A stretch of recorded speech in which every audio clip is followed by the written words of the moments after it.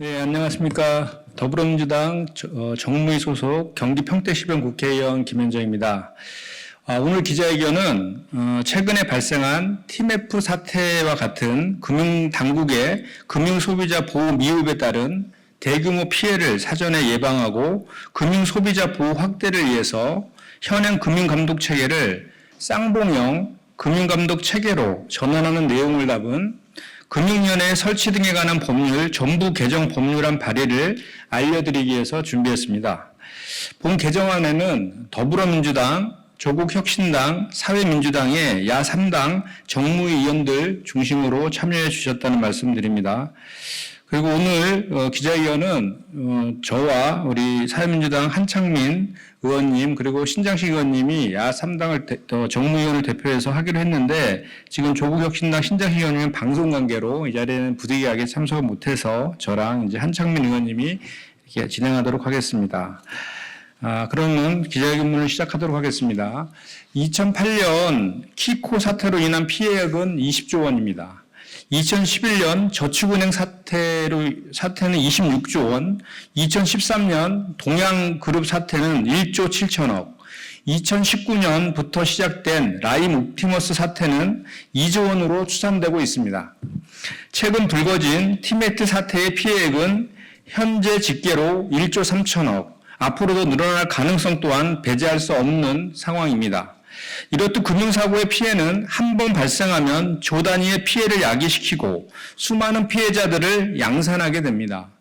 그러나 피해자들 중 온전히 그 피해를 보상받는 경우는 거의 없고 대부분 개인이 떠안고 있습니다. 지난한 소송을 거쳐 승소해도 마찬가지입니다. 정부는 정부대로 정책금융을 비롯해 피해 복구를 위해 많은 재원을 투입하게 됩니다.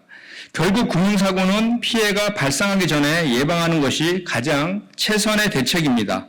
오늘 발의한 쌍봉형 금융감독 체계가 빠르게 법제화되어 대규모 금융사고 예방에 기여할 수 있도록 노력하겠습니다. 그럼 기자회견문을 낭독하도록 하겠습니다.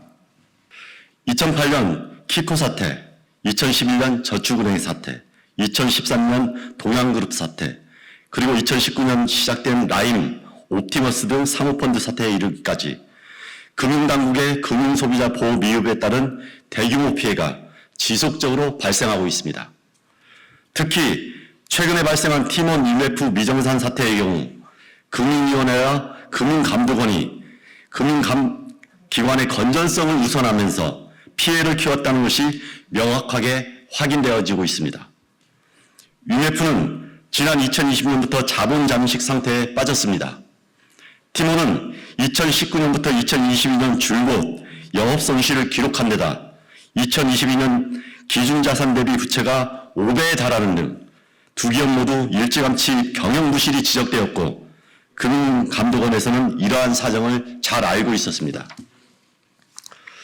금감원은 2022년 6월 티몬 및 UMF와 경영 개선 협약을 체결하고도 분기별 이행 점검을 시행하였습니다. 그러나 티몬과 UMF가 자본 잠식 상태 개선 약속을 단 한 번도 준수하지 않았음에도 사실상 손을 놓고 있었습니다. 이러한 금융당국의 태도는 현행 금융감독체계가 금융산업의 육성 및 대규모 기업 집단의 보호를 위해서 금융소비자 보호를 외면할 수밖에 없도록 그렇게 설계되어 있다는 것을 기인하고 있습니다. 따라서 대규모 금융사태가 반복되고 있는 현 금융감독체계의 한계를 극복하기 위해서는 금융감독체계를 전면적으로 재설계하는 것이 불가피합니다.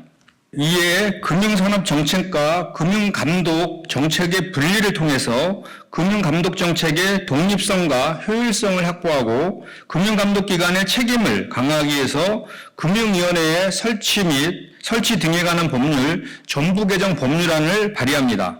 주요 내용은 다음과 같습니다. 첫째, 금융산업정책과 금융감독정책 기능은 기획재정부와 금융감독기구로 분리하며, 둘째, 금융감독정책과 금융감독 집행, 수장 겸임 등을 통해 일원화하고, 셋째, 금융기관에 대한 건전성 감독은 금융감독위원회, 금융감독원이 그리고 금융소비자보호기능은 금융소비자보호위원회와 금융소비자보호원이 각각 전담하도록 하는 일명 쌍방형 감독체계를 마련함으로써 금융감독의 독립성 및 책임성을 제고하고 금융소비자 보호를 국민의 눈높이에 맞도록 강화하고자 한 것입니다.